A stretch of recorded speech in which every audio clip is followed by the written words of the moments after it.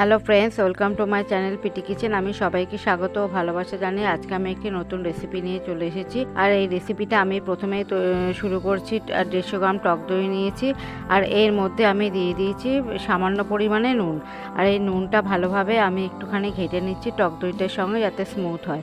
আর এর মধ্যে আমি দিয়ে দিলাম একটু আমচুর পাউডার, আর দুটো কাঁচা লঙ্কা, আর দুটো মিডিয়াম সাইজের পেঁয়াজগুলোকে আমি খুব সরু সরু করে কুচিয়ে নিয়েছি। আর এই কোচানো পেঁয়াজগুলো আমি টক দইয়ের সঙ্গে ভালোভাবে মিশিয়ে নিয়েছি। আর সব শেষে আমি দিয়ে দিলাম ধনেপাতা কুচি। এই ধনেপাতা কুচিও আমি পেঁয়াজের সঙ্গে টক দইয়ের সঙ্গে ভালোভাবে মিশিয়ে নিয়েছি। আর এখানে আমি 4-5টা আলু সেদ্ধ করে রেখে দিয়েছিলাম। এই সেদ্ধ আলু কটা আমি ওর সঙ্গে মিশিয়ে নিলাম। এবারে আমি তড়কা দেওয়ার জন্য আমি একটা তড়কা প্যানের মধ্যে আমি সর্ষের তেলটাকে খুব ভালোভাবে গরম করে নিয়েছি।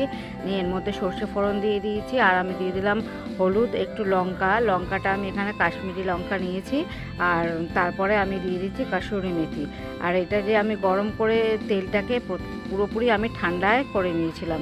ঠান্ডা করে নেওয়ার পর আমি ওই মশলাগুলো মিশিয়ে নিয়েছিলাম, কেননা যে জন্য ওটা পুড়ে যাবে। এবারে আমি আলুর সঙ্গে এগুলো পুরোপুরি মিশিয়ে নিয়েছি। আর আমার চুকাউনি পুরোপুরি এখানে রেডি হয়ে গেছে। এটি নেপালের রেসিপি। এটা ভাত ও রুটির সঙ্গে তৈরি করে খাবেন, খুব ভালো লাগবে আশা করছি।